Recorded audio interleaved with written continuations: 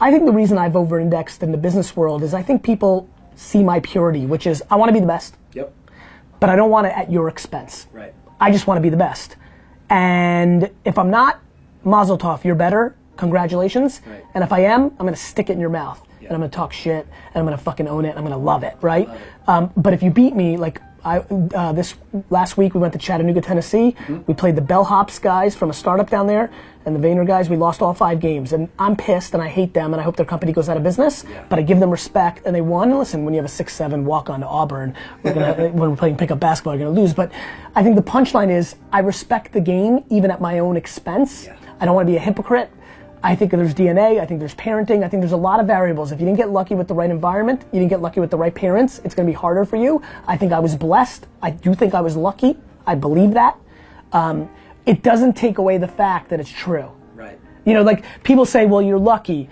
Fine, but it's true. People say, oh, you're a white male in society, you have it better. You're right. But it doesn't change what's happening. Like, I think too many people get romantic about how the way they want it. You know, so I was in Birmingham, Alabama, and somebody said, hey, gentrification's happening. How do we let minorities win in business? I'm like, win in business. Yeah. And I used basketball. I go, how do we get more white players in the NBA? They have to be good. Yeah. Like, the market is the market is the market is the market is the market. And so I would tell you, going on the life kick right now, nobody cares about your problems. I just have bad news for everybody. Nobody cares that you don't have time to practice. Nobody cares that you didn't grow up with money. Nobody cares that you came from a bad neighborhood. As a matter of fact, you know who I think's in the worst position in startup business world? Rich white kids, because they're fucking soft. Yeah. And they've been pampered in private schools and Ivy League school, and then they come and start a business, and the market says, I don't care who your mama was. Right. I don't care what daddy can do. Daddy can't donate to the market to make you win. Got it? Got it. And that's why my kid, for example, Xander Vaynerchuk, if you're listening, you're 4 years old, you will not score a basket at home. The reason you have 0 baskets on me is because the market's not going to treat you any different than daddy's treating you right now. So if you're listening to this right now on recall and you're 13 and you're plotting how you're going to beat me on one-on-one, I'm telling you right now, 9 years from now, I'm 49, I'm in the best shape of my life, and I'm going to beat your fucking ass until you can actually beat me. But when he does, it'll be real and it'll be pure. That's why AJ's a better player than me. AJ, when he beat me at 16 or 17, first of all, it tasted delicious. Yes. And second of all, it's because he became a better player. And now, I work my face off to try to beat him. Yeah, awesome. Hustle and hard work, are they synonyms or is there a difference? I know you tend to use the word hustle more. Yeah, I think they're slang of the same thing. I mean, look, guys, nobody's been successful on pure talent. Correct. Right? Like, again, I'm being very sporty here because I love sports and I love the basketball stuff. Like, if that was the case, the #1 pick in the NBA draft would always be a superstar. Like, right. It's not just talent. It's why all these it's why the NBA draft is such a crapshoot. People look at intangibles and talent too much. Yeah. That's why Draymond can go in the second round when it was black and white. He was the heart of that team and he was going to be a good player. Like, it's just real. Yeah. Like there's a lot more Draymonds and Wayne Corbett's than you realize. They just come in different shapes and sizes. They don't have to be Wayne Corbett's insanity, football. Yep. Draymond's a second round pick, so it's not that insane. It comes like, pick 11. Like, why is Steph not #1 overall? He went to Davidson. He there's the intangibles, the speed, all this that. But you can't judge heart, and the intangibles are everything in life, and hard work. Yeah. There's way too many people that give up under adversity, especially when they've had it easy. If you're an NBA player, or if you're a whiz kid, business kid that went to good schools, you've had it so easy. What happens when they punch you? That leap from college star to NBA star, hardcore. Yeah. That's a whole different world. A lot of those kids fail because they got punched in the mouth for the first time. They were the best player in middle school, they were the best player in high school, and they were even the best player in college. And then they get to the pros and they lose. Back to business, a lot of these kids lose because they never were the best player. They were the fake best player. They were the best student. Yeah. Great, you got an A in business class. That shit is bullshit. That's like me being good at NBA 2K. Right. That's fake.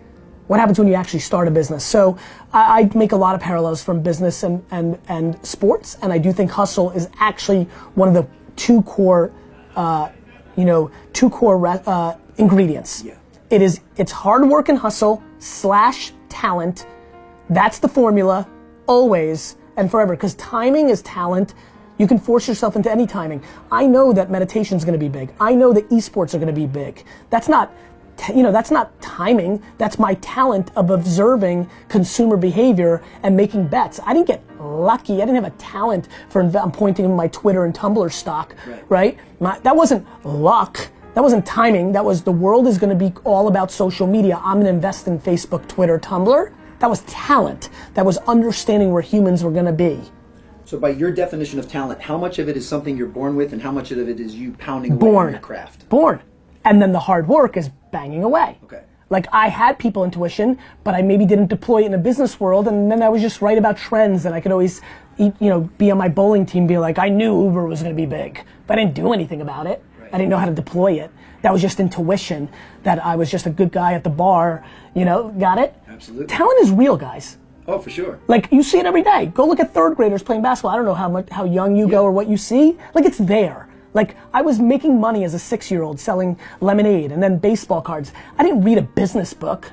I was 6. And there was no time to hone my talent. It was in me. Then I put in the work every day. I associate with athletes because I punted school too. Like, just so everybody knows, everybody who's made the league, in whatever league, they stopped caring about algebra and science somewhere around 2nd grade. I was the same. I got D's and F's my whole life because I knew I was going to be a businessman, and long before businessmen and entrepreneurs were going to be cool, I fought the system. I had the self-esteem to pull it off. I thought my teachers were wrong. I knew I wasn't a loser. I'm an 80s, 90s kid when education was the whole game. There was no entrepreneurship, and I fought the market and did my thing, and it worked out for me. What guides your decision making mostly now? Is it instinct or experience?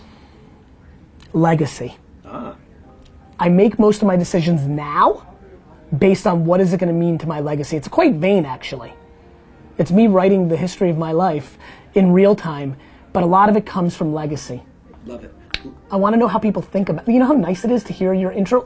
Like somebody tweeted that they think I'm a good guy because of the things they've heard from you. Yeah. See, one of the great things is the truth is undefeated. Doing the right thing is always the right thing. Like, I have no idea who you influence or who you know, but just doing the right thing by anybody you come across, you just never know. And so I want a good legacy. It's like telling the truth. If you always tell the truth, then you don't have to worry about what rev you've created. Last question for you, my friend. I'm guessing you started VaynerMedia because you saw a void in the digital media space. Is that why you started VaynerSports? It's not why I started VaynerMedia. Oh, okay.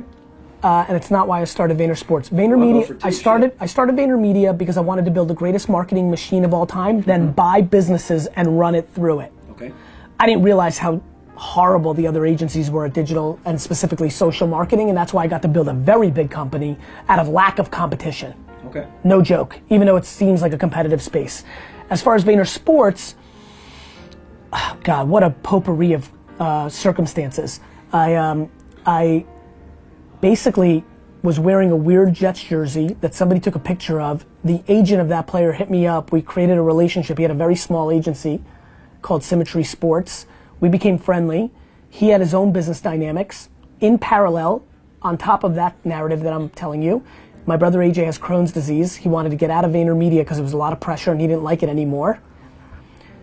That other guy, Mook, calls me one day randomly and says, do you want to buy my sports agency? I'm thinking in the back of my head, maybe this is something me and AJ can do once he's out of Vayner in a year. Doesn't seem like that much. And then I said yes, as an entrepreneur. And then what's happened, so I went with my intuition, and now I'm realizing, oh my God, these kids are not being, whoa.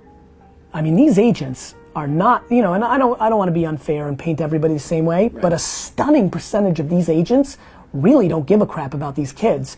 It's a meat market. They could care less. What if I did what I did in the wine business and the advertising and startup world? What if I care more than everybody? I have a feeling that caring more in this business actually is going to give me even more legs. Do you know what my dream is? If and when, and I think it's when we do the NBA, I'm going to stay in that genre because we're doing NFL first. Yep. That I get the number 4 pick in the NBA draft, and he has a Paul George-like injury and never plays in preseason. Never plays. 4th pick in the draft. And then I take care of that kid for the rest of my life. Help him learn business, work with him, get him into a startup, write a book about his adversity, build a podcast around him, like change his life. Show the world what I'm really doing here, which is anybody that signs with VaynerSports, it's for life. Yeah. That was me spitting into my hand. It's everything. It's everything. This kid right here, Vernon Adams, one of our first clients when I bought into the agency, it still says Symmetry Team as you see on the jersey up here. Yeah. He didn't get drafted. He was supposed to go in the 5th or 6th round, but I guess the NFL deemed him too undersized. He crushed at Oregon, for anybody who's listening. Then he doesn't even get UDFA'd, which was stunning. Where's he now? The CFL. And we spent a lot of money to put him in the right position to succeed on a $500 commission check. Always do right. Always do right, because he's the best dude. His family's the best, and I still think he's going to do a Warren Moon and Doug Flutie and come in the NFL and dominate. It's going to feel better than ever.